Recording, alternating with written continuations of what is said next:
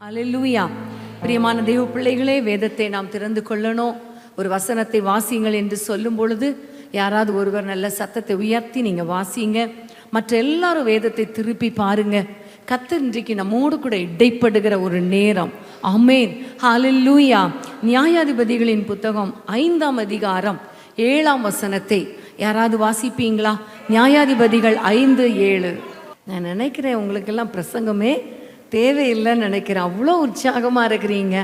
ஒரு வசனத்தை சில இடங்கள்லாம் வசனத்தை எடுங்கன்னா நியாயாதிபதிகள் எங்கே இருக்குன்னு புரட்டிகிட்டு இருப்பாங்க. ஆனால் சொல்லி முடிக்கிறதுக்குள்ளே இவ்வளோ அழகாக நீங்கள் வாசிக்கிறீங்க. கர்த்தர் கொடுத்த வேத அறிவுக்காக ஆண்டவரை நன்றியோடு நான் ஸ்தோத்தரிக்கிறேன். ஆமென், ஹல்லேலூயா.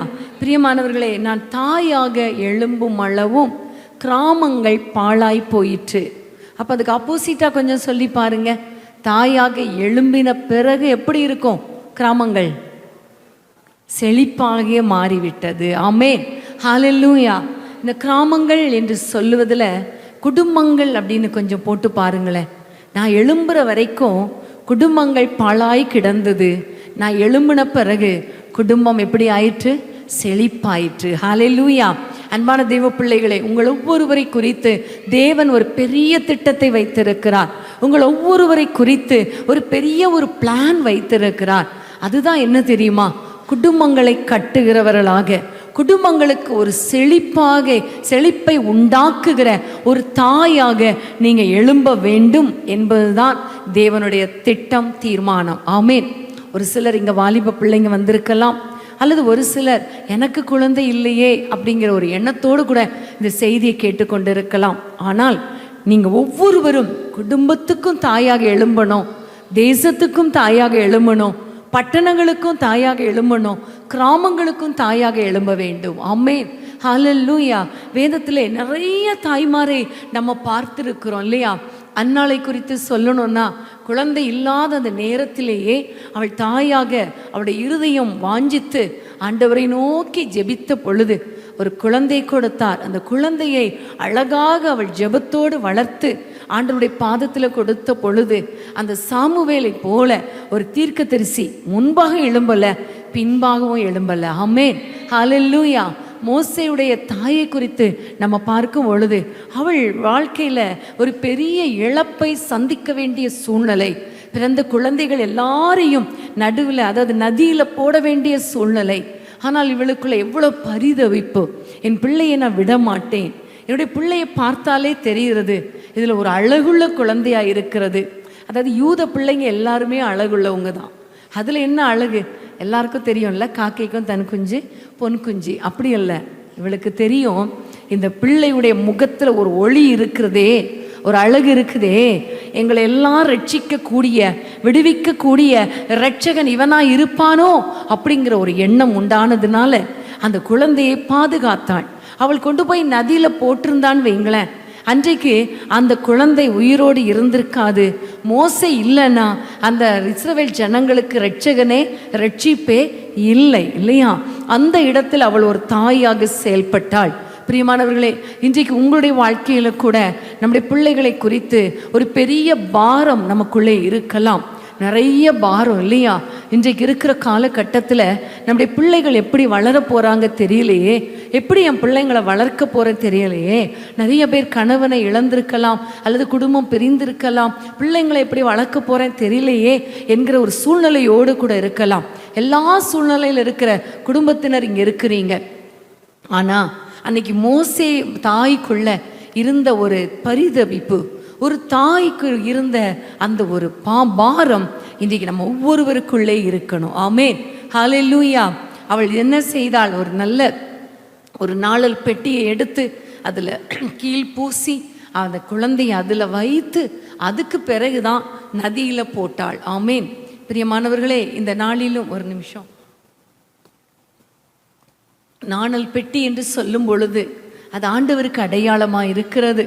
கீழ் பூசுதல் என்று சொல்லும் பொழுது இயேசுவின் இரத்தத்துக்கு அடையாளமாக இருக்கிறது. அதுக்குள்ளே நம்முடைய பிள்ளைகளை மறைத்து வைத்து போடும் பொழுது உலகமாகிய தண்ணீர் பிள்ளைகளை தொட முடியாது. உலக ஆசா பாசங்களுக்குள்ள பிள்ளைகள் சிக்கி மூழ்க முடியாது. இன்னொரு பக்கம் நதியில் இருக்கிற எல்லா முதலைகளும் குழந்தைகளை என்ன செய்ய முடியாது, சாப்பிட முடியாது. அந்த அளவுக்கு ஒரு பாதுகாப்பு கொடுத்த ஒரு தாய். ஆமென். அது நிமித்தம் தான் மோசே எழுந்து இரட்சகனாக எழுந்து அத்தனை லட்சம் இஸ்ரவேல் ஜனங்களை நடத்தி கானானுக்கு நேராக நடத்தினான் என்று நம்ம பார்க்கிறோம். இன்றைக்கு நம்முடைய வாழ்க்கையில் நம்ம ஒவ்வொருவருக்கும் ஒரு பெரிய பொறுப்பை கர்த்தர் வைத்திருக்கிறார். ஒரு பெரிய முக்கியத்துவம் தாய்க்கு கர்த்தர் வைத்திருக்கிறார். ஸோ இன்றைக்கு வாலிப பிள்ளைகளாக இருந்தாலும் குடும்பத்துக்காக, தேசத்துக்காக, உலகத்தில் இருக்கிற மற்ற வாலிப பிள்ளைங்களுக்காக நம்ம ஒரு தாய்க்குரிய பாரத்தோடு கூட நம்ம ஜெபிக்கிறவங்களாக இருக்கணும். ஆமென். ஹல்லேலூயா. பிரியமான தேவ பிள்ளைகளை, இன்றைக்கு நம்ம தேவனுடைய வார்த்தையை கொஞ்சம் டீட்டெயிலாக நம்ம பார்க்க போகிறோம். இங்கு தெபோராள் சொல்லுகிறாள், நான் ஒரு தாயாக எழும்பி இருக்கிறேன். ஆமென். ஒரு தாயாக எழும்புவது ஒரு பெரிய ஒரு முக்கியமான ஒரு பொறுப்பு. அப்போ எப்பொழுது நம்ம தாயாக எழும்ப முடியும்? இன்னும் நாளைக்கு நம்ம ஆராதனையிலும் நான் தொடர்ந்து தேவனுடைய செய்தியை கொண்டு வரப்போகிறேன். இன்றைக்கு நம்ம உங்களுக்காக கொடுக்கிற தேவ செய்தி என்னன்னா, ஒரு தாயாக நான் எப்படி எழும்ப முடியும்? தெபோராளை கர்த்தர் எழுப்பினாரே. இந்த தெபோராளுடைய வாழ்க்கையை பார்க்கும் பொழுது அவளுடைய வாழ்க்கையில் நிறைய ரோல்ஸ் இருந்துச்சு இல்லையா? அவள் ஒரு நியாயாதிபதியாக இருந்தாள், நியாயம் விசாரிக்கிற ஒரு ஜட்ஜாக இருந்தாள். இன்னொரு பக்கம் பார்த்தீங்கன்னா அவள் ஒரு போர் வீராங்கனையாக இருந்தாள். பாராக்கோடு இணைந்து யுத்தத்துக்கு போன ஒரு பெரிய வாரியராக அவள் திகழ்ந்ததை நம்ம பார்க்கிறோம். இப்படி நிறைய ஒரு பெரிய பெரிய பொசிஷனில் இருந்த ஒரு பெண், அவள் தாயாக, தேசங்களுக்கு தாயாக, பட்டணங்களுக்கு தாயாக, குடும்பங்களுக்கு தாயாக அவள் எழும்பினாளே என்றால், பேசிக்காக அவளிடத்தில் காணப்பட்ட சில காரியங்களை நம்ம பார்க்க போகிறோம். அதே காரியங்கள் நம்முடைய வாழ்க்கையில் காணப்படும் பொழுது மாத்திரம்தான் நாமும் ஒரு தாயாக எழும்ப முடியும். ஒரு பட்டணத்துக்கு, கிராமத்துக்கு, நம்ம தேசத்துக்கு, நம்ம சபைக்கு, நம்ம குடும்பத்துக்கு ஒரு தாயாக நம்ம எழும்ப முடியும். ஆமென். ஹல்லேலூயா. நீங்கள் வேதத்தை நீங்கள் திறந்து கொள்ளுங்கள். 4ஆம் அதிகாரம், நியாயாதிபதிகள் 4ஆம் அதிகாரம் 4ஆம் வசனத்தை வாசிக்க கேட்போம்.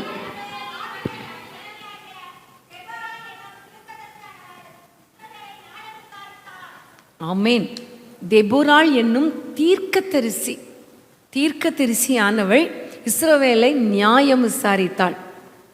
நான் முதல்ல சொன்னது போல் அவள் ஜட்ஜி, அவ்வளோ பெரிய ஒரு யுத்த வீராங்கனை. இப்போ இதில் வாசிக்கிறோம் ஒரு தீர்க்கதரிசி இல்லையா? ஆனால் யார் இந்த வசனத்தில் நீங்கள் பார்த்தீங்கன்னா தெபோராளாகிய தீர்க்கதரிசின்னு போடப்பட்டு இருக்கிறதா?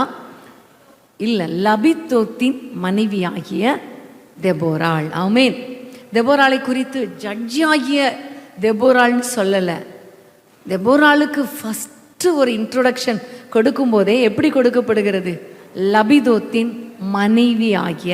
ஒரு தாயாக எழும்புவதற்கு முன்பாக அவளுக்குள்ளே காணப்பட்ட காரியம், அவள் ஒரு மனைவி. ஆமென்.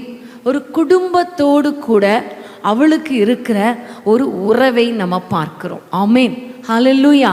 என்னதான் தேசத்தில் ஒரு பெரிய பொசிஷனில் இருந்தாலும், எவ்வளோ பெரிய வீராங்கனையாக இருந்தாலும், யுத்தத்தில் முன்னாடி அவளுக்கு பின்னாடி தான் மற்ற யுத்த வீரர்கள்லாம் இருந்தாலும், அவளுடைய பொறுப்பில் பாருங்க, தன்னுடைய குடும்பத்தோடு கூட இருக்கிற ஒரு நல்ல ஒரு உறவை நம்ம பார்க்கிறோம். ஆமென். ஹல்லேலூயா.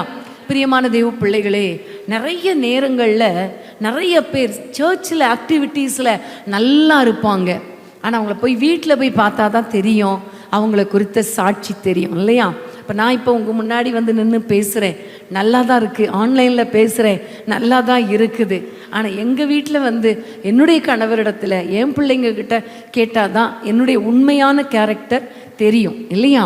அப்போ என்னுடைய வீட்டில் நான் ஒரு முக்கியத்துவம் கொடுக்குற ஒரு ஆளாக இருக்காமல், குடும்பத்துக்கு முக்கியத்துவம் கொடுக்காத ஆளாக இருந்துட்டு, இங்கே வந்து எவ்வளோதான் பிரசங்கம் பண்ணாலும், எவ்வளவுதான் ஊழியம் செஞ்சாலும் அதில் எந்த பிரயோஜனமும் கிடையாது. ஆமென். ஹல்லேலூயா. அன்பான தெய்வ பிள்ளைகளே, குடும்பத்தோடு கூட உறவு கண்டிப்பாக ரொம்ப ரொம்ப ரொம்ப முக்கியம். ஆமென். ஹல்லேலூயா. பிரியமான தெய்வ பிள்ளைகளே, இன்றைக்கு நம்முடைய வாழ்க்கையில் ஆண்டவரிடத்துல கேட்கணும், ஆண்டவரே என்னுடைய குடும்ப வாழ்க்கையை சீர்படுத்துங்க. ஒருவேளை நீங்கள் சிங்கிள் மதராக இருக்கலாம், ஒருவேளை கணவனை இழந்த ஒரு தாயாக கூட இருக்கலாம், அல்லது நீங்கள் இன்னும் திருமணம் ஆகாதவங்களாக இருக்கலாம். எப்படி இருந்தாலும் நம்ம ஒரு குடும்பத்தில் தானே இருக்கிறோம். நம்மளை நம்பி ஒரு பிள்ளைங்க இருக்கிறாங்க, குடும்ப பிறந்தவங்க இருக்கிறாங்க, ஒரு குடும்பத்தின் பிள்ளைங்க இருக்கிறாங்களே. இந்த குடும்பத்துக்கு உத்தரவாதி யாரு? நம்ம தான் இல்லையா? முதல்ல நம்ம தாயாக எழும்ப வேண்டிய இடம் நம்முடைய குடும்பம். ஆமென். நம்முடைய குடும்ப வாழ்க்கை. ஹல்லேலூயா. இன்றைக்கு ஆண்டவர் நம்மோடு கூட பேசுகிற காரியம், குடும்பத்தில் நம்முடைய பணிகளை ஒரு தாயாக செய்ய வேண்டிய காரியங்கள், ஒரு மனைவியாக செய்ய வேண்டிய காரியங்கள், ஒரு பெற்றோராக செய்ய வேண்டிய காரியங்கள், ஒரு மகளாக செய்ய வேண்டிய காரியங்கள், ஒரு உடன் பிறந்த சகோதரியாக நம்ம செய்ய வேண்டிய காரியங்கள், குடும்பத்தில் ஒருவேளை மருமகளாக மாமியாராக நம்ம செய்ய வேண்டிய காரியங்கள் எல்லாவற்றிலும் நம்ம கரெக்டாக இருக்கிறோமா? நம்ம கரெக்டாக இருக்கிறோமா? நமக்கும் நம்முடைய குடும்பத்துக்கும் உள்ள ஒரு உறவு எந்த நிலைமையில் இருக்கிறது என்பதை கொஞ்சம் நம்ம யோசித்து பார்க்க வேண்டும். ஆமென். ஹல்லேலூயா. பிரியமான தேவ பிள்ளைகளை, நீதிமொழிகள் 31ஆம் அதிகாரத்தை மாதிரி ஒரு பெஸ்ட் சாப்டர் இருக்குமா அப்படிங்கிற மாதிரி இல்லை. அந்த நீதிமொழிகள் 31 வாசிக்கும் போதெல்லாம் உள்ளத்துக்குள்ளே எப்படி இருக்கும்? நான் கூட இப்படி இருக்கணும், நானும் இப்படி தான் வாழணும் விரும்புகிறோம். ஆனால் ஒவ்வொரு பாயிண்ட்டாக பார்த்தீங்கன்னா நம்மளால் எல்லாத்தையும் செய்ய முடியலை. ஒரு வசனம் ஓகே, ரெண்டாவது வசனம் ஓகே, இன்னொரு வசனத்தில் ஒரு ஆஃப் ஓகே, அடுத்த பாதி சரியில்லை. அப்படி தான் நம்ம வாழ்ந்துட்டுருக்கோம். ஆனால் இன்றைக்கி ஆண்டவரிடத்தில் பலனை கேட்க போகிறோம். எனக்கு பலன் கொடுங்க ஏசப்பா.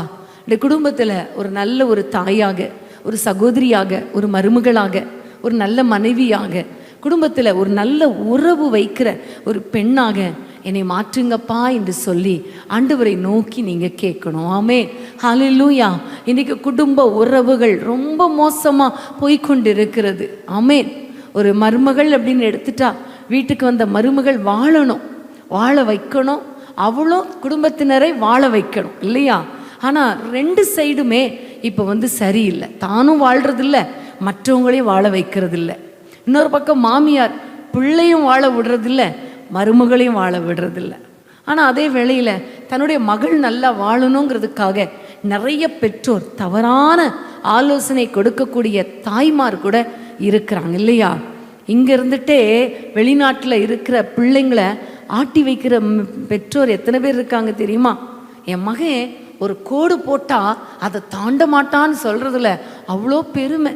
அவன் வெளிநாட்டில் இருந்தால் கூட அவன் மனைவி ஏதாவது கேட்டால் கூட என்கிட்ட கேட்காம எதையும் செய்ய மாட்டான் அப்படிங்கிறதுல அவ்வளோ பெருமை. இன்றைக்கி அன்பான தெய்வ பிள்ளைகளே, நீங்கள் யார் யார் எந்தெந்த பொசிஷனில் எந்தெந்த நிலைமையில் இருக்கிறீங்கன்னு எனக்கு தெரியாது. ஆனால் ஒன்றே ஒன்று, ஆண்டவரே, என் குடும்பத்துக்கு, என் பிள்ளைகளுக்கு நான் ஒரு உற்ற தாயாக இருக்கிறேனா? என் குடும்பத்தோடு கூட என்னுடைய உறவு எப்படி இருக்கிறது? என் பேர பிள்ளைகளோடு உறவு எப்படி இருக்குது? என் பிள்ளைகளோடு உறவு எப்படி இருக்கிறது? என் கணவனோடு என்னுடைய உறவு எப்படி இருக்கிறது? ஒரு குணசாலியான ஸ்திரீயாக எல்லாரும் போற்றக்கூடிய அளவில் என்னால் இருக்க முடிகிறதா? நிறைய நேரத்தில் பார்த்தீங்கன்னா நல்லா நடக்கிறவங்களுக்கு அந்த அங்கீகாரமே இருக்காது. எவ்வளோ வேலை செய்வாங்க சில குடும்பங்களில். காலையில் எழும்புனதுலேருந்து வேலை தான், வேலை. ஆனால் ஒரு வார்த்தை நீ சாப்பிட்டியா கேட்காத குடும்பத்தினர் எத்தனையோ பேர் இருக்காங்க இல்லையா? அதாவது பெண்கள்னாலே ரொம்ப கஷ்டம். எப்படின்னா, நமக்கு ஒரு உடம்பு சரியில்லைன்னா கேட்குறதுக்கு ஆள் கிடையாது, ஒரு கஞ்சி வச்சு கொடுக்கறது கூட ஆள் கிடையாது. ஆனால் நம்ம என்னதான் பலவீனமாக இருந்தாலும் நம்மளால் படுத்திருக்க முடியாது. பிள்ளைங்களுக்கு செஞ்சுட்டு, கணவனுக்கு செஞ்சுட்டு, கஷ்டமாக எல்லா வேலையும் செஞ்சு முடிச்சுட்டு தான் படுப்போம் இல்லையா? ஆமாம். ஆனால் நம்மளை கேட்குறதுக்கு ஒரு ஆள் கிடையாது.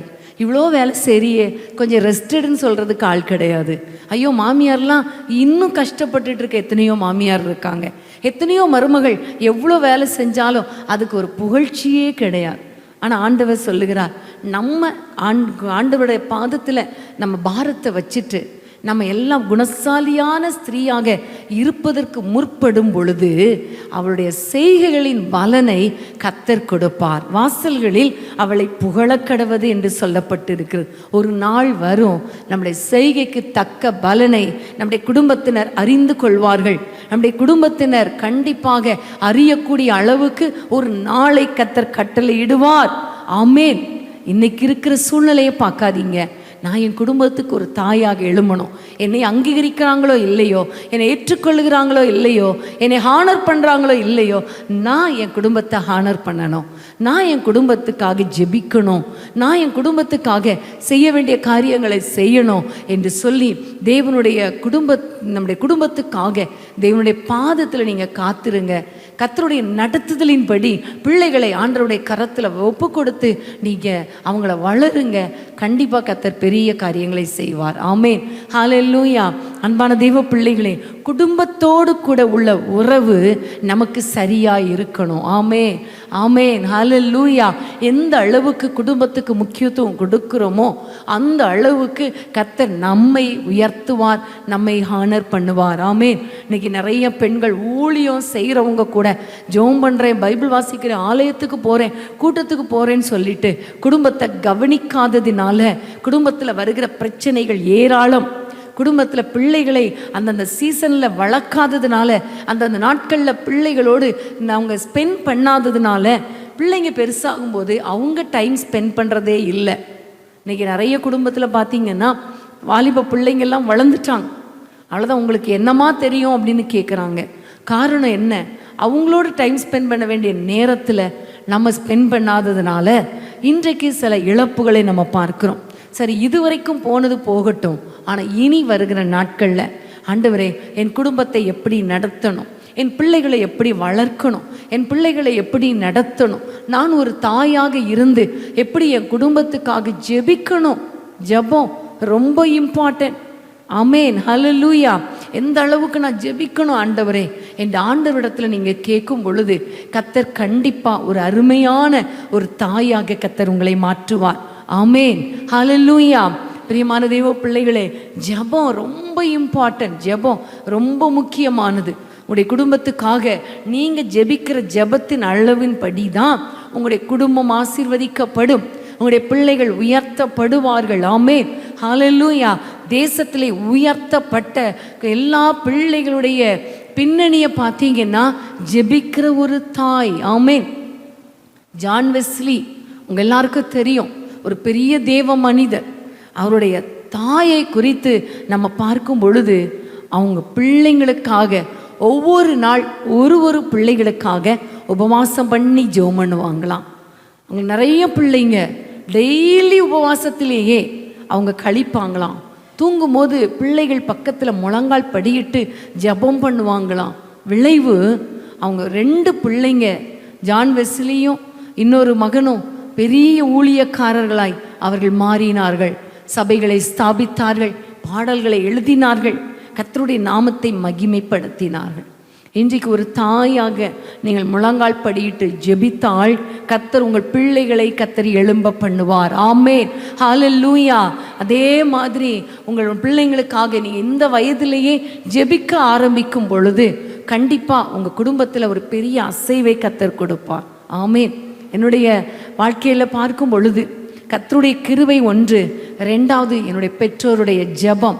இன்றைக்கி நான் ஊழியத்தில் நான் நிற்கிறேன்னா தைரியமாக சொல்ல முடியும், என் பெற்றோருடைய ஜெபம். ஆமென். என்னுடைய தாயுடைய ஜெபம், என் தகப்பனின் ஜெபம். எனக்கு 5 வயதில் எனக்கு ஓப்பன் ஹார்ட் சர்ஜரி பண்ணப்பட்டது. 5 வயதாக இருக்கும் பொழுதே என்னுடைய இருதயத்தில் பாதிப்பு. டாக்டர்ஸ் சொல்லியிருக்காங்க, கண்டிப்பாக இந்த பிள்ளை பிழைக்க மாட்டா, கத்தி என் கையில் இருக்குது, நாங்கள் ஆப்ரேஷன் பண்ண போகிறோம், சுகம் கொடுக்கிறது தேவன் தான் என்று சொல்லியிருக்காங்க. எனக்கு முன்பாக அதே மாதிரி ஆப்ரேஷன் பண்ணின 2 பிள்ளைகள் மரித்து போயிட்டாங்க. ஸோ ஹோப்பே இல்லை. அந்த ஹோப்லெஸ் சிச்சுவேஷனில் சிஎம்சி மருத்துவமனையில் என்னுடைய தகப்பனார் அந்த ஆப்ரேஷன் நடந்த 9 மணி நேரம் முழங்காலில் நின்றிருக்கிறார். முழங்காலில் நின்று, ஆண்டவரே, இந்த பிள்ளையை நீங்கள் தான் கொடுத்தீங்க, எடுக்கணும்னா உங்களுடைய சித்தப்படி எடுத்துக்கொள்ளுங்க, ஆனால் ஜீவனை கொடுத்தீங்கன்னா நான் அவளை ஊழியத்துக்கு அர்ப்பணிக்கிறேன் என்று சொல்லி என் தகப்பனார் என்னை அர்ப்பணித்திருக்கிறாங்க, என்னுடைய தாயார் அர்ப்பணித்திருக்கிறாங்க. கர்த்தர் எனக்கு ஜீவனை கொடுத்தார். ஆமென், ஹல்லேலூயா. என்னுடைய வாழ்க்கையில் என்னுடைய அப்பாவும் நான் எழும்பும் பொழுது என் தாயும் தகப்பனும் முழங்காலில் நிற்காத நாளை நான் பார்த்ததே இல்லை. ஒன்று அவங்க வெளியூர் போனாதான் நான் அப்படிப்பட்ட நாளை பார்த்திருப்பேன். ஆனால் 5 மணிக்கு எங்களை எழுப்புவாங்க.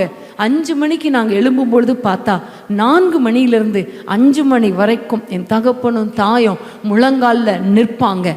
ஒவ்வொரு பிள்ளைகளுக்காக நாங்கள் 12 பேருக்காகவும் பெயர் சொல்லி சொல்லி சொல்லி அவங்க ஜெபிக்காத நாளே கிடையாது. இன்றைக்கு அவங்க மறுமையில் இருக்கிறாங்க. ஆனால் அவங்களுடைய ஜெபத்தின் விளைவு இன்றைக்கு என்னையும் என்னுடைய தம்பியையும் ஊழியக்காரர்களாய் நிறுத்தி இருக்கிறார். மற்ற எல்லா குடும்பத்தினரையும் கர்த்தர் ஆசீர்வதித்திருக்கிறார். ஆமென். திட்டமாக சொல்ல முடியும், ஒரு தாயுடைய ஜெபம், ஒரு தாயுடைய அர்ப்பணிப்பு இன்றைக்கு ஒருவேளை பிள்ளைகள் கீழ்ப்படியாதவர்களைப் போல இருந்தாலும், இன்னைக்கு சிச்சுவேஷன் வித்தியாசமாக இருந்தாலும் உங்களுடைய ஜெபத்துக்கு பதில் வராமல் போவதே இல்லை. ஆமென், ஹல்லேலூயா. பிரியமானவர்களே, இன்னைக்கு நீங்க சோர்ந்து போகாதீங்க. இன்னைக்கு சிச்சுவேஷன் வித்தியாசமா இருக்கே. இன்னைக்கு உடைய காலகட்டத்தில் நாளைய தினத்தில் இந்த தலைமுறைகளுக்காக ஜெபிக்க போகிறோம். நாளைக்கு நீங்கள் எல்லாரும் வந்துருங்க ஆலயத்தில். தலைமுறைகள், இன்றைக்கு இருக்கிற தலைமுறைக்காக நம்ம ஜெபிக்க போகிறோம். அப்போ இன்னைக்கு இருக்கிற சிச்சுவேஷன், உங்களுடைய பிள்ளைகள் எப்படி இருக்கிறாங்கன்னு உங்களுக்கு தெரியும் இல்லையா? பிள்ளைகள் கண்ணீர் வடிக்க வைக்கிற பிள்ளைங்களா இன்னைக்கு இருக்கிறாங்க. பிள்ளைகள் நிமித்தம் சந்தோஷப்பட முடியாத தாய்மார் எத்தனையோ பேர் இருக்கிறீங்க. அது ஒரு பக்கம்னா, குடும்பத்தினரால நெருக்கம், குடும்பத்தினரால போராட்டம், வாழ விடாதபடிக்கு இருக்கிற தாக்கம், பிசாசின் தாக்கம் ஒரு பக்கம், குடும்பத்தினரின் தாக்கம் ஒரு பக்கம், சத்துருக்களால் வருகிற போராட்டம் ஒரு பக்கம். ஆனால் இந்த நேரத்தில் ஒன்னே ஒன்று தான், உங்களுடைய ஜெபம். உங்களுடைய குடும்பத்துக்காக நீங்கள் ஏறெடுக்கிற ஜெபம் உங்களுடைய வாழ்க்கையில் ஒரு பெரிய மாற்றத்தை உண்டாக்கும். அது மாத்திரமல்ல, உங்களுடைய சாட்சி உள்ள வாழ்க்கை. குடும்பத்தில் உங்களை பார்த்து யாருமே சொல்லக்கூடாது இவளா அப்படிங்கிற வார்த்தை வரக்கூடாது. இவங்களா, ரெண்டத்துக்கும் வித்தியாசம் இருக்கா இல்லையா? இவளா அப்படிங்கிறத விட இவங்களா அப்படின்னு சொல்கிற அளவுக்கு நம்முடைய வாழ்க்கை இருக்கணும், நம்முடைய சாட்சி உள்ள நடக்கை இருக்கணும். ஆமென், ஹல்லேலூயா.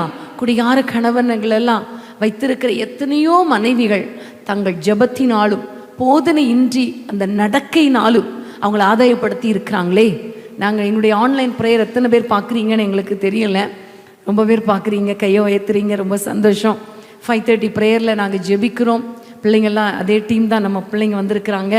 எல்லாரையும் நீங்கள் பார்த்தது உங்களுக்கு ரொம்ப சந்தோஷமாக இருக்கும் நான் நம்புகிறேன்.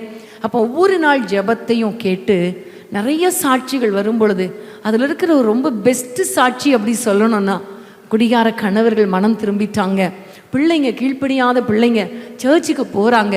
இந்த 2 சாட்சியம் வரும் பொழுது எங்களுடைய உள்ளம் அவ்வளோ மகிழ்ச்சியாக இருக்கும். ஏன்னா நம்ம படுகிற பாடுகள், நம்முடைய அர்ப்பணிப்பின் ஜெபம், நம்ம நிற்கிறதுக்கு கர்த்தர் ஒரு பெரிய பிரயாசத்தின் பலனை காண செய்கிறாரே என்று சொல்லும் பொழுது ரொம்ப சந்தோஷமாக இருக்கும் இல்லையா? நமக்கு இருக்கிற ஒரு சந்தோஷம் என்ன? என் பிள்ளைகள் சத்தியத்தில் நடக்கிறார்கள் என்று கேள்விப்படுகிற சந்தோஷத்தை விட வேறு சந்தோஷம் ஒன்றுமே இல்லையே. அப்போ உங்கள் பிள்ளைங்க சத்தியத்தில் நடக்கிறத நம்ம கேட்கணுமே. சின்ன வயசுலேயே பிள்ளைங்களை நீங்கள் வளர்க்கணும். சின்ன வயசுலேயே பிள்ளைங்களை பைபிள் படிக்க வைங்க. அப்படி ஆண்டவருக்கு அடுத்த காரியங்களில் நீங்கள் நடத்தும் பொழுது கண்டிப்பாக உங்கள் மூலமாக உங்களுடைய பிள்ளைகளை கர்த்தர் ஆசீர்வதிப்பார். ஆமென், ஹல்லேலூயா. குடும்பத்தோடு கூட உங்களுடைய உறவு எந்த அளவுக்கு இருக்கிறதோ அந்த அளவுக்கு உங்களுடைய பிள்ளைகள் வருகிற நாட்களில் ஆசீர்வதிக்கப்பட்ட சந்ததியாய் இருப்பார்கள். ஆமென், ஹல்லேலூயா. கர்த்தருக்கு ஸ்தோத்திரம். ஒவ்வொரு நாளும் உங்களுடைய குடும்பத்தின் வீட்டு காரியங்கள் எப்படி நடக்கிறது என்று கண்ணோக்கமாயிருங்க. அநேகருக்கு பக்கத்து வீட்டு ஜன்னலை பார்க்குறதா நிறைய பேருக்கு இன்ட்ரெஸ்ட் இல்லையா?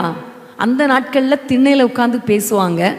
பக்கத்து வீட்டிலேருந்து எல்லாம் பேசி, அவங்க தெரியுமா அந்த அக்கா வீட்டில் என்ன நடந்துச்சு தெரியுமா, இந்த அக்கா வீட்டில் என்ன நடந்துச்சு தெரியுமான்னு பேசுவாங்க.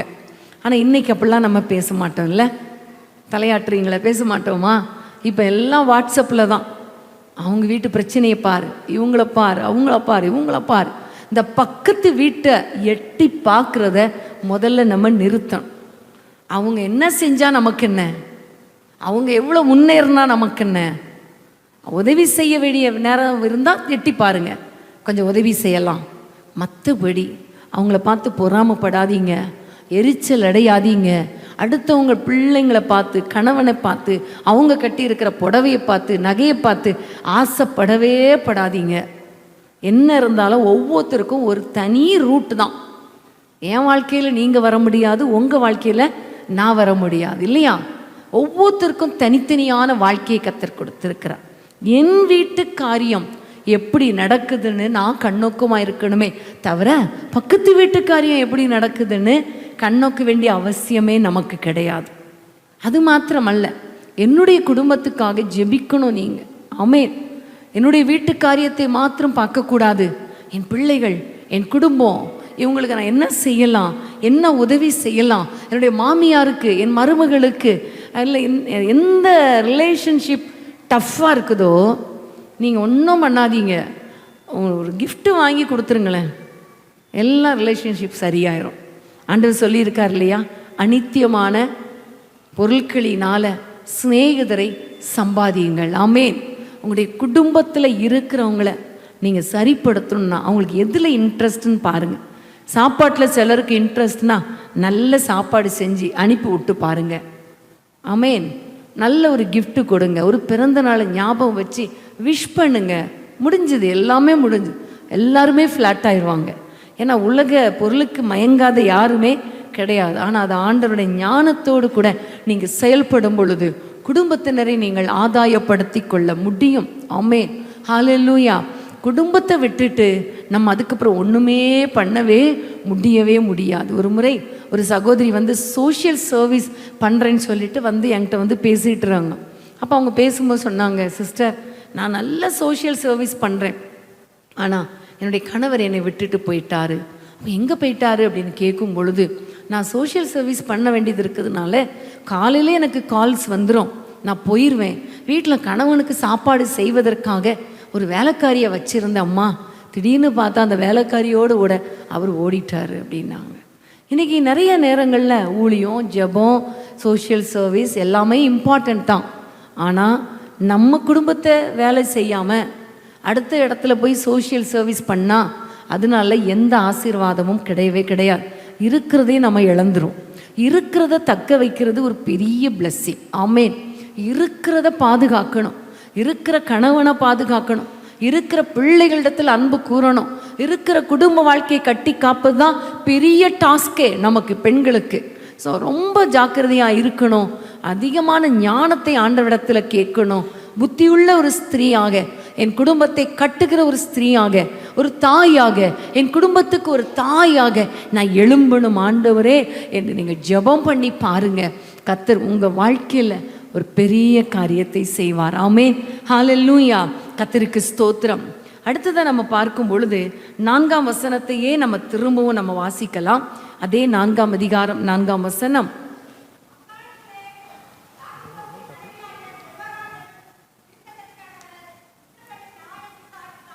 அடுத்த வசனம்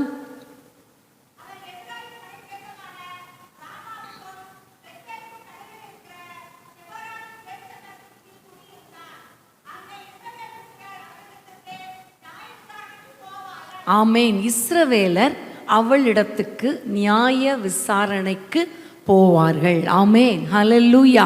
பிரியமானவர்களே, இந்த தெபோராள் அவள் வந்து ஒரு பேரிச்ச மரத்தின் அடியில் குடியிருந்தாள், உட்கார்ந்திருந்தாள்.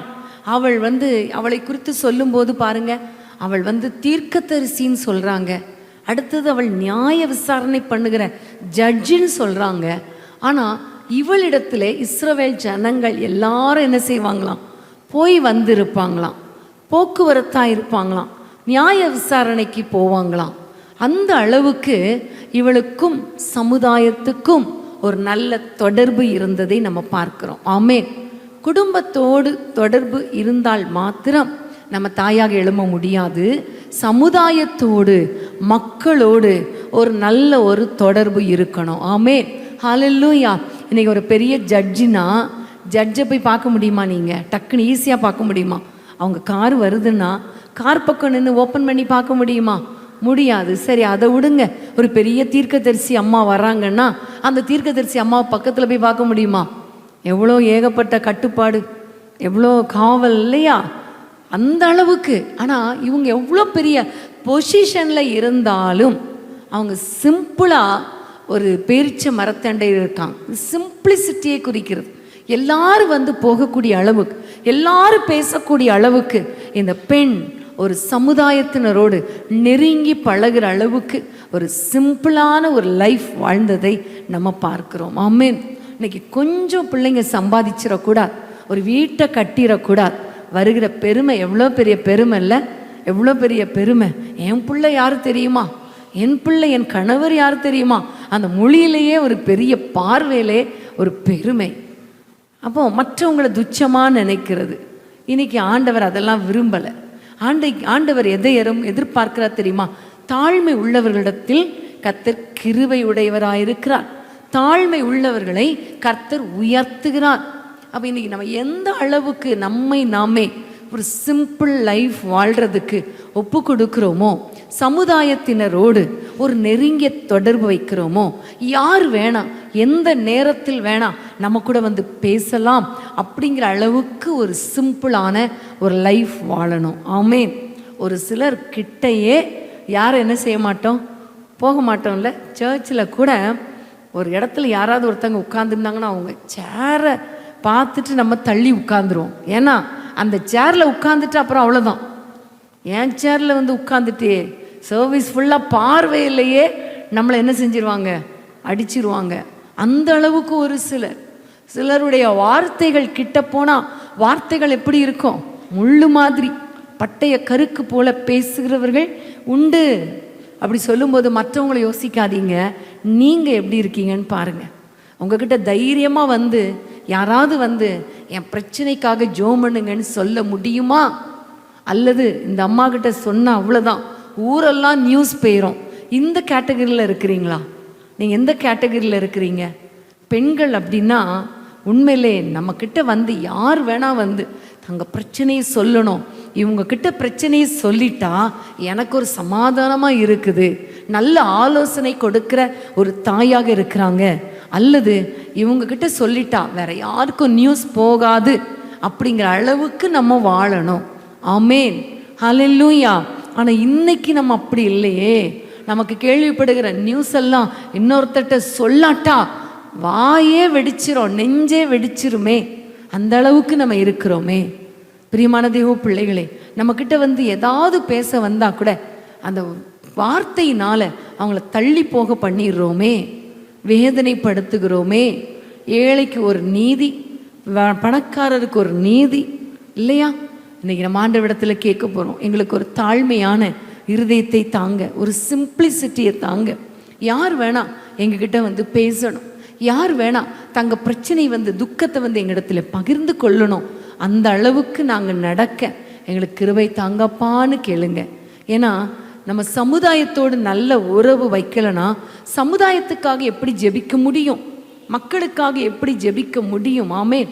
ஒரு சிலர் அப்போ ஜெபம் பண்ணும்போது பார்த்தீங்கன்னா மக்களுக்காக, அழிந்து போகிற ஆத்துமாக்களுக்காக ஜெபம் பண்ணுங்கன்னா அப்படி ஜெபம் பண்ணுவாங்க, அப்படி கண்ணீரோடு ஜெபம் பண்ணுவாங்க.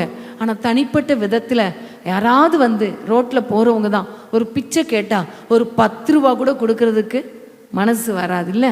கீரைக்காரங்களை பார்த்தா அந்த கீரைக்காரங்க கிட்ட 2 ரூபாயாவது, இப்போ 5 ரூபாயில் 5 ரூபாயாவது பேரம் பேசி அதை முடித்து வாங்கினாதான் திருப்தி. இன்னைக்கு நீங்கள் கொஞ்சம் மாறணுமா, நம்ம எல்லாரும் கொஞ்சம் மாறணும். அந்த ரோட்டில் தூக்கிட்டு வர்றாங்களே, வியாபாரம் பண்ணுறாங்களே, அவங்கக்கிட்ட வியாபாரத்தில் பேரமே பேசாதீங்க, பேரம் பேசாதீங்க. அவங்க 20 ரூபாய்க்கு வாங்கினீங்கன்னா ஒரு 10 ரூபாய் எக்ஸ்ட்ரா கொடுங்க. ப்ராக்டிக்கல் லைஃப்பில் கொடுங்க. அந்த 10 ரூபாய் வச்சு நம்ம என்ன பண்ண போகிறோம்? நம்ம ஒன்றும் பண்ண முடியாது. 100 ரூபாயை வச்சு கூட இன்றைக்கி நம்ம என்ன செய்ய முடியாது? ஒன்றும் பண்ண முடியாது. அந்த ஒரு வாரத்துக்கு ஒரு 100 ரூபாயாவது எடுத்து வச்சு ஒரு 10 ரூபாயை மாற்றி வச்சு வாரத்தில் வர்ற ஒரு 10 பேருக்கு நீங்கள் இந்த மாதிரி கீரைக்காரங்கிட்ட பேரம் பேசாமல் கேட்கறதுக்கு மேலே 5 ரூபா போட்டு கொடுங்களேன், 5 ரூபா போட்டு கொடுங்களேன். நமக்கு எப்படின்னா கொஞ்சம் கொசுறு விழுந்தாதான் நிம்மதி இல்லையா? காய்கறி வாங்கினா கண்டிப்பாக கருவேப்பிலை கொத்தமல்லி தந்தை ஆகணும். இப்போ தர்றதில்லை, அது ரொம்ப கோவம் வருது. மீன் வாங்கினா ஒரு 2 துண்டு மீன் எக்ஸ்ட்ரா போட்டால் தான் முடியும். மட்டன் வாங்கினா கொஞ்சம் ஒரு 2 பீஸ் போடுங்க, எக்ஸ்ட்ரா வாங்கினா தான் நமக்கு நிம்மதி. ஆனால் இன்னைக்கு நான் உங்களுக்கு சொல்கிறேன், அனாவசியமான செலவு பண்ணும்போது, பெரிய பெரிய கடையில் போய் துணி வாங்கும் போதெல்லாம் அங்கே போய் நம்ம ஏதாவது பேரம் பேசுகிறோமா? இல்லை. 500 ரூபாய்க்கு பட்ஜெட்டுக்கு போவோம். ஆனால் நம்ம கண்ணில் படுற புடவை எது தான்? 1000 ரூபா தான் இருக்கும். கொடுத்து வாங்கிட்டு வந்துடுறோம்ல. அதில் நம்ம ஒரு 300 ரூபாய்க்கு வாங்குவோன்னு வாங்குகிறோமா? இல்லை. ஆனால் ரோட்டில் மட்டும் ரொம்ப பேரம் பேசுகிறோம். நீங்கள் அவங்ககிட்ட ஒரு அன்பாக இருங்க, அவங்களுடைய பிரச்சனையை கேளுங்களேன். அவங்களிடத்துல நீங்கள் கேட்டிங்கன்னா நிறைய சொல்லுவோம். ஒரு கீரைக்காரமாக வருவாங்க எங்கள் வீட்டுக்கு அடிக்கடி. அப்போ வரும்போது அவங்க இப்போ கொஞ்சம் அவங்க வர முடியல. அவங்க வரும்போதெல்லாம் நான் பேச்சு கொடுக்கும்போது சொல்லுவாங்க, ஏம்மா இவ்வளோ வயசானவங்களா இருக்கிறீங்க, ஏன் இவ்வளோ கஷ்டப்பட்டு அந்த கீரையை தூக்கிட்டு வரீங்கன்னு கேட்டால், பிள்ளைங்க எங்களை பார்க்க மாட்டேங்கிறாங்களே, பிள்ளைங்க எங்களை கவனிக்க மாட்டேங்கிறாங்களே, நான் சாப்பிட்டு நான் சம்பாதிச்சு கொஞ்சம் பணம் கொண்டு போய் கொடுத்தாதான் மருமக எனக்கு சாப்பாடு கொடுக்குறா சொல்லும்போது ரொம்ப வேதனையாக இருக்கும். அவங்கக்கிட்ட போய் ஒரு 5 ரூபா 10 ரூபா குறைச்சி கேட்டால் எவ்வளோ கஷ்டம் இல்லை? கஷ்டம் தானே? அப்போ அவங்களுக்கு நம்ம என்ன செய்யணும்? ஒரு கட்டு வாங்கினா 2 கட்டுக்குள்ள காசை கையில் கொடுக்கணும். ஆமேன். அப்படி நம்ம கொஞ்சம் உதவி செய்யணும், மற்றவங்களுக்கு உதவி செய்யணும். அந்த அளவுக்கு சமுதாயத்தினரோடு நம்ம நெருங்கி பழகணும். ஹல்லேலூயா. இன்னைக்கு ஆண்டவரிடத்தில் கேளுங்க, சமுதாயத்தினரோடு நான் நெருங்கி பழகணும் ஆண்டவரே, ஒரு சிம்பிளிசிட்டி லைஃப் எனக்கு தாங்க. எப்போவுமே பாருங்களேன், முச்செடி கிட்ட யாராவது போவாங்களா? முச்செடி கிட்ட நீங்கள் போவீங்களா? இங்கே முச்செடியே இப்போ இல்லைல்ல. அந்த நாட்டில் நாங்களாம் கிராமத்துலேருந்து வந்ததுனால தெரியும், முள்ளுக்காடாக இருக்கும். ஆனால் அதில் ஒரு பாதை இருக்கும். அந்த ஒரு பாதை ஒத்தையடி பாதை வழியாக தான் போவோம். அங்கே மாற்றி போயிட்டோன்னா அவ்வளோதான். ஏன்னா அந்த நாட்கள்லாம் செருப்பு போட்டுலாம் போடுறதில்ல, சும்மா விளையாடுறதெல்லாம் வெறும் காலோடு தான் ஓடுறது இல்லையா? முள் குத்திரும். அதனால் அம்மா சொல்லுவாங்க, முச்செடி பக்கம் போகாத, முள் பக்கம் போகாதன்னு சொல்லி விடுவாங்க. ஏன்னா நம்ம போக மாட்டோம், ஏன்னா முள் குத்தோம். இப்போ நம்மளை நெருங்கி யாருமே வரலன்னா நீங்கள் புரிஞ்சுக்கோங்க, நம்ம ஒரு முச்செடியா. அதே இது நல்ல கனி கொடுக்குற செடியாக இருந்தால் எல்லாரும் என்ன செய்வாங்க? கிட்டே இருப்பாங்க இல்லையா? கல் கூட அறிவாங்க, ஏன்னா அந்த கனிக்காக கல்லும் எறிவாங்க. ஆனால் நம்ம கிட்ட இருந்து நல்லது தான் போகும் இல்லையா? முச்செடி கிட்ட இருந்து நல்லதே போகாது. அப்போ இன்னைக்கு நம்ம ஆண்டவரிடத்துல கேட்கணும், நான் ஒரு முச்செடியாக இருக்கிறேனா அல்லது கனி கொடுக்குற செடியாக இருக்கிறேனா? அன்றைக்கு முச்செடியில் அந்த அக்கினி இறங்கின பொழுது மோசே முச்செடி தான், ஆனால் அவன் என்ன சொன்னான் தெரியுமா? கிட்ட போய் பார்ப்பேன். இன்றைக்கி ஆண்டவரிடத்தில் சொல்லுங்க, எங்கள் வீட்டில் எல்லாரையும் எரிஞ்சு பேசுகிறேன், குடும்பத்தில் அத்தனை பேரையும் பேசுறது பத்தாதுன்னு வேலை செய்கிற ஸ்தலத்தில், சர்ச்சுக்கு வர்ற இடத்துல, வரப்போகிற பாதையில் எல்லார்கிட்டையும் நான் முச்செடி மாதிரி பேசுகிறேன். ஆண்டவரே, எனக்குள்ள ஒரு அக்கினி இறங்கட்டும்னு கேளுங்க. ஒரு அக்கினி இறங்கிருச்சின்னா, ஒரு அபிஷேகம் இறங்கிருச்சின்னா, ஒரு ஆசீர்வாதம் இறங்கிருச்சின்னா, அது முச்செடியாக இருந்தால் கூட கிட்ட வந்து பார்க்குற கூட்டத்தை கர்த்தர் கொண்டு வருவார். ஆமென். ஹல்லேலூயா.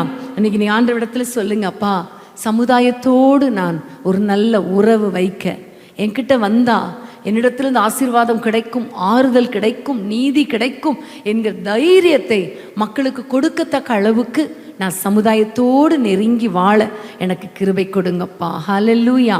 கர்த்தருக்கு ஸ்தோத்திரம். இப்போ வாசிக்க வேண்டிய வசனம் 7ஆம் வசனம், நியாயாதிபதிகள் 4:7ஆம் வசனம்.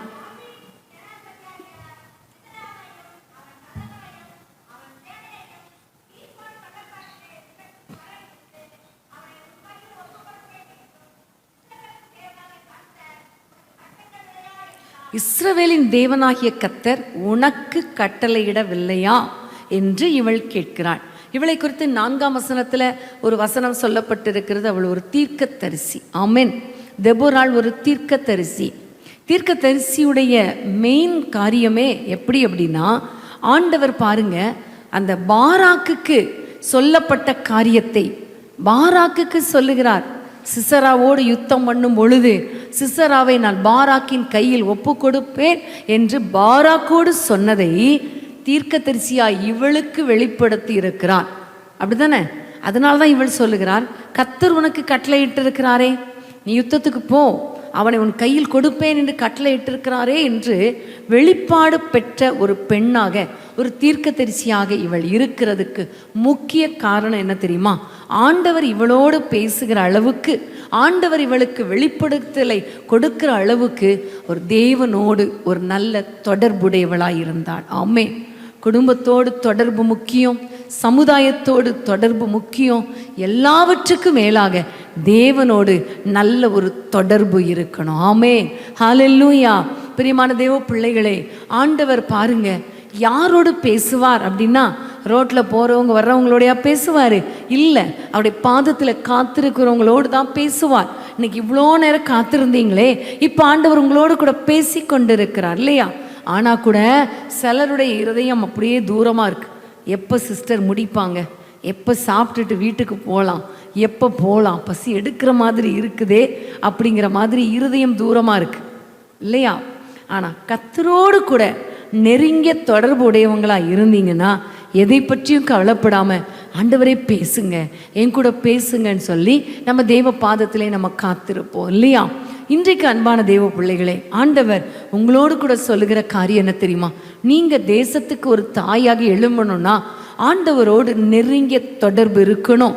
தேசத்தை குறித்த காரியங்களை உங்களுக்கு அவர் சொல்லணும், சமுதாயத்தை குறித்த காரியங்களை உங்களுக்கு சொல்லணும், உங்கள் குடும்பத்தை குறித்த காரியங்களை அவர் உங்களோடு கூட பேசணும்னா கர்த்தரோடு கூட ஒரு நெருங்கிய தொடர்பு உங்களுக்கு இருக்கணும். ஆமென். ஹல்லேலூயா. இன்றைக்கு நீங்கள் ஆண்டவரிடத்தில் கேளுங்க, ஆண்டவரே எனக்கும் உங்களுக்கும் ஒரு நல்ல ஒரு தொடர்பை தாங்கப்பா. இன்னைக்கு கொஞ்சம் யோசித்து பாருங்க, உங்களுடைய ஜெப நேரம் எவ்வளோ நேரமாக இருக்குது கொஞ்சம் யோசித்து பாருங்களேன். நீங்களே கேளுங்க, இன்னைக்கு எவ்வளோ நேரம் ஜோம் பண்ணிட்டு இங்கே வந்தேன், இந்த ட்ரெஸ் பண்ணுறதுக்கு நான் எவ்வளோ நேரம் ஸ்பெண்ட் பண்ணேன், ஆனால் ஜெபத்துக்கு எவ்வளோ நேரம் பண்ணேன்னு தெரியலையா ஆண்டவரே? பைபிள் எவ்வளோ நேரம் வாசித்துட்டு வந்தேன், வீட்டில் இருக்கிற எல்லாத்துக்கும் ஆகாரத்துக்காக சாப்பாடு ப்ரிப்பேர் பண்ணி வச்சுட்டு வந்தேன், ஏன்னா எனக்கு இங்கே சாப்பாடு, குடும்பத்துக்கு சாப்பாடு கொடுக்கணும், ப்ரிப்பேர் பண்ணேன். ஆனால் ஆவிக்குரிய என் மனிதனுக்கு நான் ஏதாவது ஆகாரம் கொடுத்தேனா? ஆவிக்குரிய வாழ்க்கையில் இந்த ஒரு வாரத்தில் எத்தனை சாப்டர் படிச்சிருப்போம் யோசித்து பாருங்க. ஒரு ஒரு நாளைக்கு ஒரு சாப்டர் வச்சா கூட 7 சாப்டர் படிச்சிருப்பீங்களா? கொஞ்சம் யோசித்து பாருங்க. 7 அதிகாரம் வாசித்திருப்பீங்களா? ஒரு நாளைக்கு குறைஞ்சது 1 மணி நேரம் ஆண்டவர் சொல்லியிருக்கிறார், 1 மணி நேரமாவது என்னோடு விழித்திருக்க கூடாதா? இந்த வீக்கில் ஒரு 7 hours ஆண்டவரோடு ஸ்பெண்ட் பண்ணியிருப்பீங்களா? எல்லாரையும் கேட்கல, உங்கள் அப்படி ஜெபிக்காதவங்களை பார்த்து கேட்குறேன். அல்லது நீங்கள் கொஞ்சம் யோசித்து பாருங்கள். நம்ம பெட்டிஷன் மட்டும் நல்லா போடுறோம், எனக்கு அது வேணும் ஆண்டவரே, இது வேணும் ஆண்டவரே, என் பிள்ளைங்களை ஆசீர்வதியும், போக்கிலும் வரத்திலும் கூடவே இருங்க ஆண்டவரே, சாப்பாட்டு ஆசீர்வதிங்க ஆண்டவரே, இது தேவை அது தேவை, இந்த ட்ரெஸ்ஸு தேவை அது தேவை, வீடு கட்டித்தாங்க, வேலை தாங்க, இதெல்லாமே நம்ம கேட்குறோம். ஆனால் ஆண்டவருடைய பாதத்தில் உட்கார்ந்து, ஏசப்பா உங்களுடைய பிரசன்னம் எனக்கு வேணும், உங்களுடைய கிருபை எனக்கு வேணும், உங்களுடைய வரங்கள் வேணும், வல்லமை வேணும், தேசத்துக்காக ஜெபிக்கிற அந்த மன்றாட்டு ஜெபாவி வேணும், மற்றவங்களுக்காக நான் ஜெபிக்கணும், என் கேரக்டரில் ஒரு சேஞ்ச் வேணும், என்னுடைய ஸ்வாபம் மாறணும், எரிஞ்செரிஞ்சு விழுறனே என் ஸ்வாபம் மாறணும். இப்படி நம்ம ஆண்டவருடைய பாதத்தில் காத்திருந்திருக்கோமா? ஆண்டவரோடு தொடர்பு வச்சிருக்கிறோமா? ஆண்டவர் பேசுகிற சத்தம் நமக்கு கேட்குதா? பைபிள் வாசிக்கும் போது கர்த்தர் என்னோடு பேசினார் அப்படின்னு திட்டவட்டமாக சொல்ல முடியுமா? உங்களை பார்த்து கேட்குறேன். அப்போ ஆண்டவரிடத்தில் நீங்கள் நெருங்கிய தொடர்பு வச்சாதான் ஆண்டவர் உங்களுக்கு நிறைய காரியங்களை கற்றுக் கொடுப்பார், நிறைய காரியங்களை வெளிப்படுத்துவார். ஆமென். உங்களுடைய குடும்பத்துக்கு வரப்போகிற காரியத்தை சொல்லி கொடுப்பார். உங்களுடைய பிள்ளைகளுடைய எதிர்காலத்துக்காக நீங்கள் ஜெபிக்கும் பொழுது, தேவனோடு தொடர்பு வைத்திருக்கும் பொழுது, நெருங்கின உறவு வைத்திருக்கும் பொழுது அவர் காரியங்களை வெளிப்படுத்துவார். பிரியமான தேவ பிள்ளைகளை, உங்கள் வாழ்க்கையில் நீங்கள் ஆண்டவரோடு கூட நெருங்கின தொடர்பு இருக்கணும். நெருங்கின தொடர்புன்னு ஆலயத்திலேயே இருக்கணும் அப்படி சொல்லலை, ப்ரேயர் ரூம்லேயே இருக்கணும் அப்படி சொல்லலை. நீங்கள் கொஞ்சம் ஜெபிக்கணும், அப்புறம் அந்த மைண்டில் ஆண்டவரோடு கூட ஒரு தொடர்பு இருக்கணும். இப்போ உங்கள் பிள்ளைங்க பக்கத்தில் உட்காந்து விளையாடிட்டு இருந்தாலும், வசனத்தை கேட்டுட்டு இருந்தாலும் மைண்டில் ஒரு ஃபீலிங் எப்படி இருக்கும்? என் பிள்ளை இங்கே தான் இருக்கிறான், அந்த மைண்ட் இருக்கா இல்லையா? காரணம் ஒரு தொடர்பு. ஆமென். என்னதான் சில சமயங்களில் கணவர்கள் வெளிநாட்டில் இருக்கலாம், வெளிநாட்டில் கணவர்கள் இருந்தாலும் இங்கே உங்களுடைய தொடர்பு சரியாக இருந்தால் மைண்டில் என்ன தெரியும்? அவர் கரெக்டாக இருக்காரு, இங்கே போயிருப்பார், இப்போ சாப்பிட்ருப்பாரு, இப்போ ஆஃபீஸ் போயிருப்பார், இப்போ வீட்டுக்கு வந்திருப்பார். மைண்டில் தெரியுமா தெரியாதா? அதே மாதிரி தான் அந்த ஒரு நல்ல ஒரு தொடர்பு ஆண்டவரோடு கூட இருக்கும் பொழுது கர்த்தர் நம்ம பக்கத்தில் இருக்கிறாரா இல்லையா, நம்மளை எப்படி நடத்துகிறாரு, என்ன சொல்கிறாரு, என்ன நான் செய்யணும், எங்கே போகணும், எங்கே போகக்கூடாது, இவை எல்லாவற்றையும் ஆவியானவர் கற்றுக் கொடுப்பார். அன்னைக்கு தெபோராளுக்கு கற்றுக் கொடுக்கிறார். எழும்பு, பாராக்கை எழுப்புன்னு சொல்கிறாரு. நான் ஏற்கனவே கட்டளையிட்டிருக்கிறேன், நீ அவனை எழுப்புன்னு சொல்கிறாரு. இவள் எழும்பினாள். ஆமேன். இவள் எழும்பினது மாத்திரமல்ல, பாராக்கையும் எழுப்பினாள். ஹல்லேலூயா. சத்ருவாகிய சிசராவை அழிப்பதற்கு அவளுக்குள்ளே ஒரு பலனை கொடுத்தார். இந்த பாராக் பாருங்க, என்னதான் ஆண்டவரால நடத்தப்பட்டவன் ஆனாலும் அவன் சொல்றான், நீ வந்தாதான் நான் யுத்தத்துக்கு போவேன் என்று சொன்னான். அதே மாதிரி தெபோராள் எழுந்து யுத்தத்துக்கு போனாள். கர்த்தருடைய திட்டத்தின்படி போனாள். சிசராவை அழிப்பதற்கான திட்டம் இந்த தெபோராள் மூலமாக வெளிப்பட்டது. ஆமென். சிசராவின் அழிப்பதற்கான முடிவு யாகேலுக்கு கொடுக்கப்பட்டாலும் அந்த திட்டத்தில், அந்த முன்னணியில் தெபோராளை கர்த்தர் நிறுத்தினார். ஆமென். இன்னைக்கு நம்முடைய குடும்பங்களுக்கு விரோதமாக பல சத்துருக்கள் எழும்புறாங்க. பிசாசு ஒரு பக்கம் எழும்புறான். பிசாசு மனுஷர்களை தூண்டி விடுகிறான். ஆனால் இதெல்லாம் எப்பொழுது கண்டுபிடிக்க முடியும் அப்படின்னா, தேவனோடு தொடர்பு வச்சிருந்தாதான் கண்டுபிடிக்க முடியும்.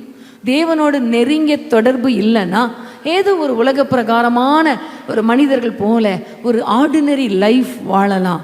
ஆனால் எக்ஸ்ட்ராடினரி லைஃப் வாழணும்னா, இந்த தெபோராளை போல வாழணும்னா தேவனோடு கூட தொடர்பு ரொம்ப ரொம்ப முக்கியம். ஆமென். ஹல்லேலூயா. எவ்வளவு நேரம் ஆண்டவரோடு நம்ம பேசுகிறோம், நம்முடைய தொடர்பு எப்படி இருக்கிறது, அதன் அடிப்படையில் தான் கர்த்தர் நம்மை கொண்டு பெரிய காரியங்களை செய்ய முடியும். தேசத்தில் கர்த்தர் பெரிய காரியங்களை செய்ய முடியும். குடும்பத்தில் பெரிய காரியங்களை செய்ய முடியும். சபையில் கூட கர்த்தர் பெரிய காரியங்களை செய்ய முடியும். ஆமென். ஹல்லேலூயா. பிரியமான தேவ பிள்ளைகளே, இன்றைக்கு நம்ம ஆண்டவரிடத்தில் ஜெபிக்க போகிறோம். ஆண்டவரே, எங்களுடைய குடும்பங்களுக்கு விரோதமாக, எங்களுடைய சபைகளுக்கு விரோதமாக எழும்புகிற எல்லா சத்துருவின் கிரியைகளை அறிந்து கொள்ளக்கூடிய இருதயத்தை தாங்க.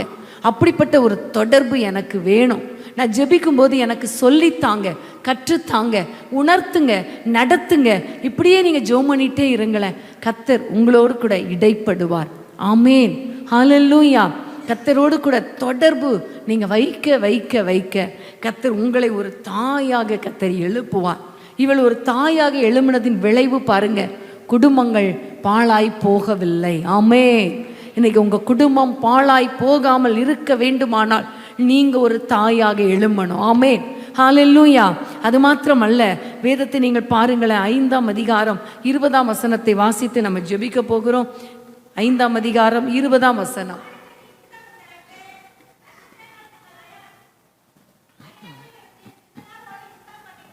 ஆமென். பாருங்க, இவள் ஒரு தாயாக எழும்பினதின் நிமித்தம், ஆண்டவரோடு ஒரு நெருங்கிய தொடர்பு வைத்தது நிமித்தம், இவள் எழும்பினாலும் இவளோடு கூட யுத்தம் பண்ணும்படி கர்த்தர் எழும்பினார். ஆமென். வானத்திலிருந்து யுத்தம் உண்டாயிற்று. நிறைய நேரங்களில் நம்ம சொல்லுவோம் இல்லையா, என் கையை மீறி போயிட்டு எனக்கு இதுக்கு மேலே ஒன்றும் செய்ய முடியாது அப்படி நீங்கள் நினைக்கிற நேரத்தில் ஆண்டவர் நமக்காக யுத்தம் பண்ணுவார். நம் பலவீனமான நேரத்தில், ஏற்றபடி ஜெபிக்க முடியாத சூழ்நிலையில் கூட ஆவியானவர் நமக்காக வேண்டுதல் செய்வார், நமக்காக யுத்தம் பண்ணுவார். நம்ம ஆண்டவரோடு கூட தொடர்பு நமக்கு சரியாய் இருந்தால், நமக்கு தெரியாத மறைவான கண்ணிகளுக்கு விரோதமாக கர்த்தர் யுத்தம் பண்ணுவார். நமக்கு மறைவான சத்துருக்களோடு யுத்தம் பண்ணுவார். நமக்கு மறைவாக பேசுகிறவர்கள் மத்தியில் கர்த்தர் யுத்தம் பண்ணி நம்முடைய தலையை உயர்த்துவார். ஆமென். ஹல்லேலூயா. கர்த்தருக்கு ஸ்தோத்திரம். பிரியமானவர்களே, நீங்கள் நினைக்கலாம், நான் ஒரு பெண் தானே, என்னால் எப்படி இப்படி தெபோராள மாதிரி யுத்தம் பண்ண முடியும்னு நினைக்காதீங்க. கர்த்தருக்கு காத்திருக்கும் பொழுது, கர்த்தரோடு கூட தொடர்பு இருக்கும் பொழுது கர்த்தருடைய பலன் உங்கள் மேலே நிரப்பும். அந்த பலத்தோடு கூட நீங்கள் யுத்தத்தில் நிற்க முடியும். ஆமென். ஹல்லேலூயா. இன்னைக்கு நம்ம எல்லாம் ஜெபிக்க போகிறோம். எல்லாரும் எழுந்து நின்று ஆண்டவரை நோக்கி சொல்ல போகிறீங்க, உண்மைதான் ஆண்டவரே, என்னால் ரொம்ப ஜெபிக்க முடியல, எப்படி ஜெபிக்கணும்னு எங்களுக்கு தெரியல, என் குடும்பத்துக்காக நல்லது செய்யணும்னு விரும்புகிறேன், ஆனால் என் வாயிலிருந்து வர்ற வார்த்தை என்னுடைய செய்கைகளெல்லாம் அழிச்சு போட்டுருது, என்னுடைய செய்கைகள் பலனை நான் காண முடியலை. அப்படி ஒருவேளை நீங்கள் வேதனையோடு கூட இருக்கலாம். இன்னைக்கு எல்லாம் எழுந்து நிற்க போறீங்க. நம்ம குடும்பத்துக்காக நம்ம ஜெபிக்க போறோம். முதல்ல நம்ம ஆண்டவருடைய கரத்தில் அர்ப்பணிக்க போறோம். ஆவியானவரே, உம்மோடு உடைய உறவு ஆண்டவரே ஒழுங்கா இருக்கணும் அப்பா. குடும்பத்தோடு இருக்கிற உறவு ஒழுங்கா இருக்கணும் அப்பா. சமுதாயத்தோடு என்னுடைய உறவு சரியா இருக்கணும். தேவையில்லாத உறவுகள் வேண்டாம் ஆண்டவரே. தேவையில்லாத பார்வை வேண்டாம். தேவையில்லாத பிரச்சனை வேண்டாம். தேவையில்லாத நபர்களோடு இருக்கிற உறவுகள் துண்டிக்கப்படட்டும் அப்பா. ஹல்லேலூயா. ஆண்டவரை நோக்கி சொல்லுங்க, ஆண்டவரே எல்லாவற்றுக்கும் மேலாக உம்மோடு கூட உறவாடணும். நீங்க சொல்லுங்கப்பா, நீங்க நடத்துங்கப்பா. நாங்க எங்க போகணும், எங்க போக கூடாது, நீங்க எங்களுக்கு கற்றுக் கொடுங்கப்பா. எங்களை அர்ப்பணிக்கிறோம் ஆண்டவரே, எங்களை அர்ப்பணிக்கிறோம் ஆண்டவரே, எங்களை நடத்துவீராக என்று சொல்லி ஆண்டவரை நோக்கி பார்ப்போமா? எல்லாரும் உங்களுடைய இருதயத்தை தேவனுக்கு நேராக திருப்பி, ஆவியானவரே, எங்களுக்குள்ள வாசம் பண்ணுகிற ஆவியானவரே, எங்களை நடத்துங்கப்பா. உம்முடைய சித்தப்படி நடக்க ஆண்டவரை எங்களை அர்ப்பணிக்கிறோம் என்று சொல்லி அவரை நோக்கி பார்ப்போமா? எங்கு செல்ல வேண்டும், என்ன சொல்ல வேண்டும், வழி நடத்தும் ஆவியானவரே. எங்கு செல்ல வேண்டும், என்ன சொல்ல வேண்டும், வழி நடத்தும் ஆவியானவரே. உம் விருப்பம் இல்லாத இடங்களுக்கு செல்லாமல் தடுத்து நிறுத்தும் ஆவியானவரே. உம் விருப்பம் இல்லாத இடங்களுக்கு செல்லாமல் தடுத்து நிறுத்தும் ஆவியானவரே. ஆவியானவரே, ஆவியானவரே, பரிசுத்த ஆவியானவரே. ஆவியானவரே, ஆவியானவரே, பரிசுத்த ஆவியானவரே. எங்களுக்குள்ளே வாசம் செய்யும் ஆவியானவரே, இந்நாளிலும் சித்தம் போல் நடத்தி செல்லுமையா. எங்களுக்குள்ளே வாசம் செய்யும் ஆவியானவரே, இந்நாளிலும் சித்தம் போல் நடத்தி செல்லுமையா. ஆவியானவரே, இப்பொழுது கர்த்தாவே, உம்முடைய பிள்ளைகள் மேல உம்முடைய அபிஷேகம், உம்முடைய வழி நடத்துதல் இறங்கி வரட்டும் தகப்பனே. அப்பா, குடும்பத்தோடு கூட ஆண்டவரே ஒரு நல்ல உறவை தாங்க ராஜா. குடும்பத்தை நடத்துவதற்கு, குடும்பத்தை கட்டுவதற்கு உம்முடைய பிள்ளைகளுக்கு கிருபை பாராட்டுங்க ராஜா. ஆண்டவரே, சமுதாயத்தில் மற்றவங்களுக்காக இரக்கத்தை தாங்க, மற்றவர்களை நேசிக்கிற இருதயத்தை தாங்க, மற்றவர்களை அன்பு பாராட்டி அவர்களுக்கு உதவி செய்யக்கூடிய அப்படிப்பட்ட இருதயத்தை நம்முடைய பிள்ளைகளுக்கு கொடுங்க ராஜா.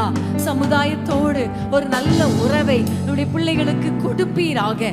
ஆவியானவரே, எல்லாவற்றுக்கும் மேலாக உம்மையே நோக்கி பார்க்க, உமக்காக வாழ, உம்மோடு கூட ஆண்டவரே தங்களுடைய உறவிலே நிலைத்திருக்க நம்முடைய பிள்ளைகளுக்கு கிருபை தாங்கப்பா. ஒரு ஜபாவினால நிரப்புங்க, விண்ணப்பத்தின் ஆவியினால நிரப்புங்க. இயேசுவின் நாமத்தினாலே உம்முடைய வழி நடத்துதலுக்கு கீழ்ப்படிய கிருபை தாங்க. நீங்க என்ன சொல்றீங்களோ அதன்படி செய்ய, எப்ப ஜெபிக்க சொல்றீங்களோ அப்படி ஜெபிக்க, யாருக்காக ஜெபிக்க சொல்றீங்களோ அப்படி ஜெபிக்க நம்முடைய பிள்ளைகளுக்கு கிருபை பாராட்டுங்க ஆண்டவரே. குடும்பங்களுக்காக, பிள்ளைகளுக்காக திறப்பிலே நிற்க அப்படிப்பட்ட கிருபை தாங்கப்பா. சபைக்காக, தேசத்துக்காக ஆண்டவரே, மக்களுக்காக ஆண்டவரே, முழங்காலில் நின்று ஜெபிக்கிற அப்படிப்பட்ட ஒரு ஜெப ஆவியை நம்முடைய பிள்ளைகளுக்கு ஊற்றுவீராக நாங்கள் ஜெபிக்கிறோம். கர்த்தர் பெரிய காரியங்களை செய்வீராக. இயேசுவின் நாமத்தில் பிதாவே, ஆமேன், ஆமேன். அப்படியே நம்ம எல்லாரும் ஆண்டவரை நோக்கி பார்க்க போறோம். ஒருவேளை உங்களுடைய குடும்பத்தின் பிள்ளைகள் சத்ருவினால பாதிக்கப்பட்டிருக்கலாம். அன்றைக்கு இஸ்ரவேல் ஜனங்கள் கானானியரால ஒடுக்கப்பட்டாங்க. அன்றைக்கு இஸ்ரவேல் ஜனங்கள் சிசராவால ஒடுக்கப்பட்டாங்க. எவ்வளோ ஒடுக்கம், எவ்வளோ ஒடுக்கம், எவ்வளோ வேதனை, எவ்வளோ உபத்திரவம்.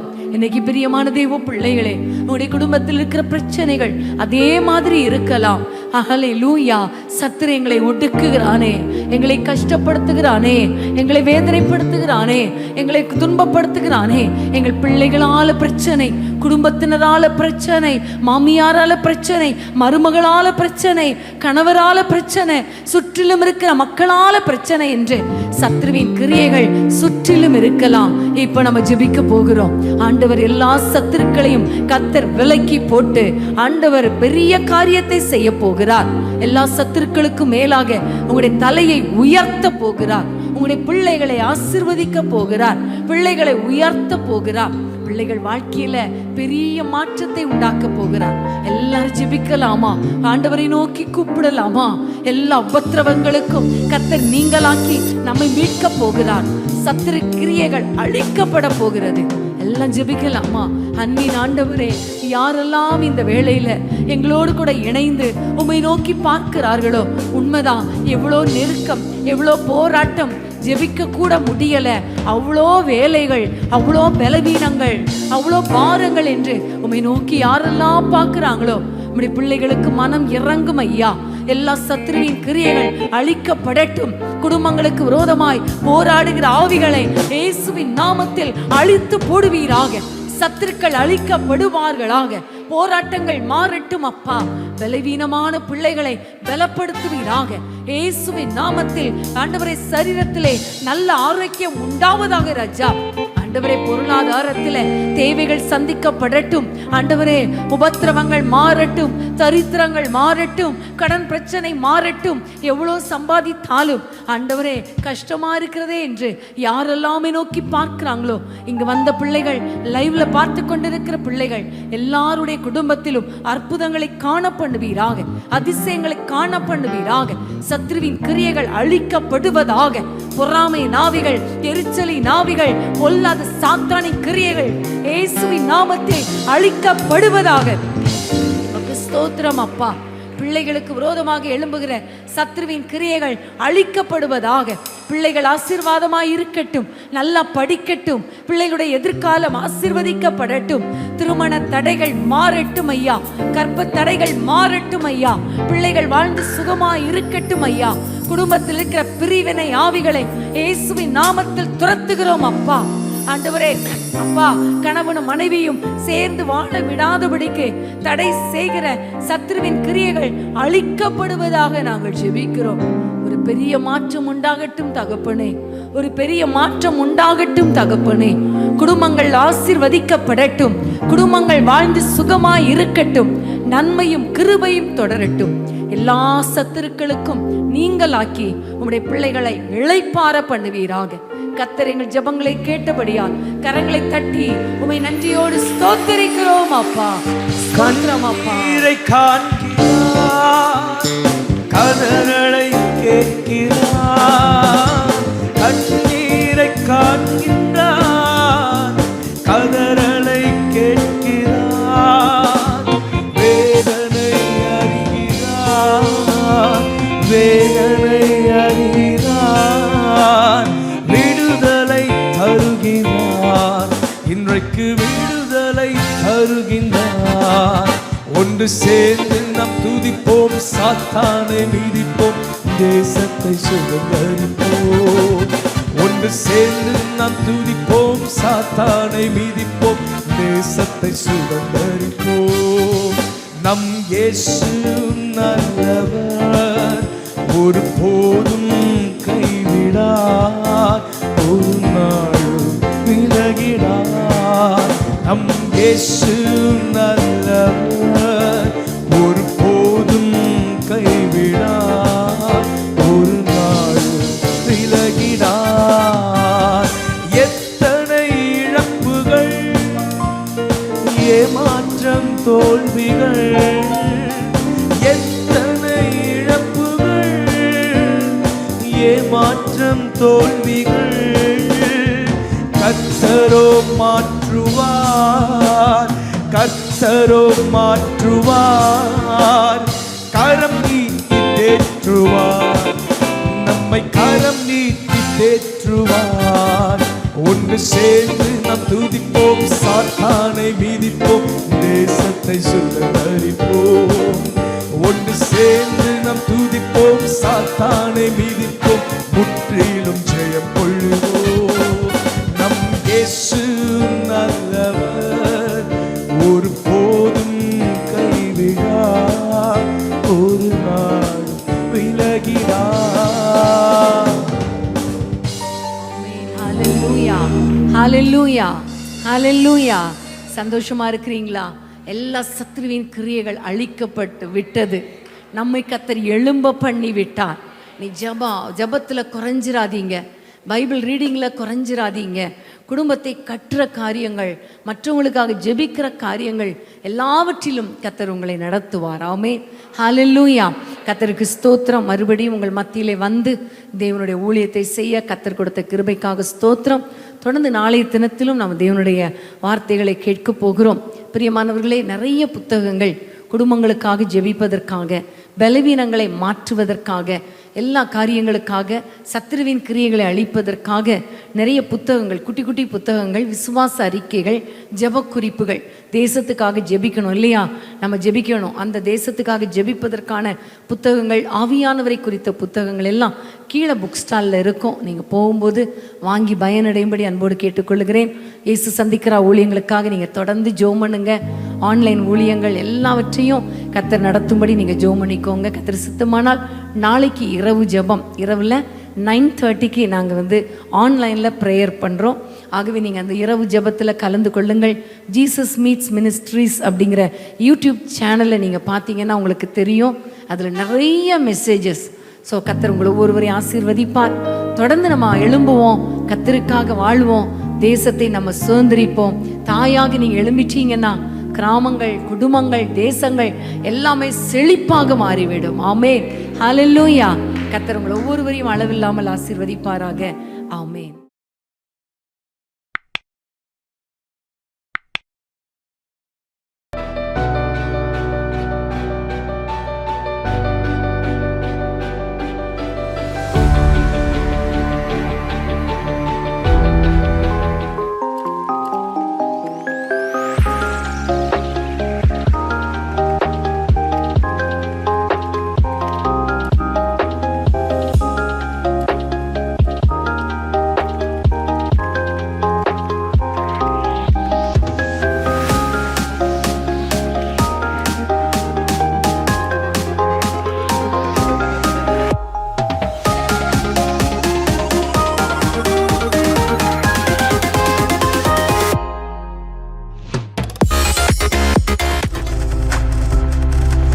நீங்கள் பார்த்துக் கொண்டிருப்பது உங்கள் ஜாய் டிவி. உங்கள் துக்கம் சந்தோஷமாய் மாறும்.